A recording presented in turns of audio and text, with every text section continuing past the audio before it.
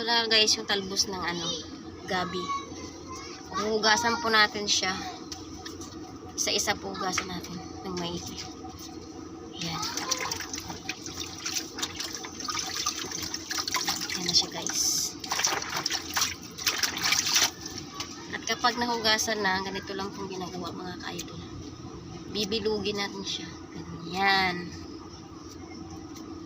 Ayun. Yan na ganyan guys. Ayun.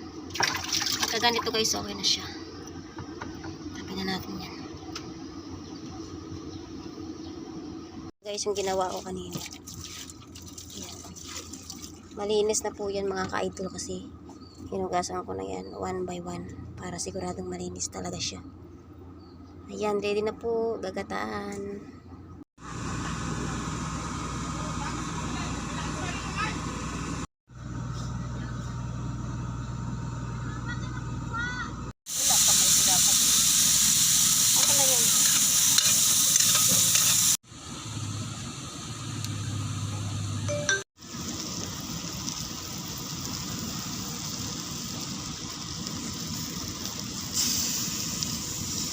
Wow, ayan na guys. Sinalagyan na namin ng gata.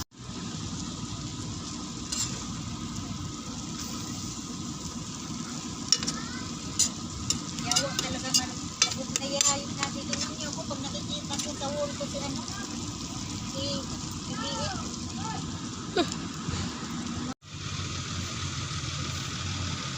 Sarap!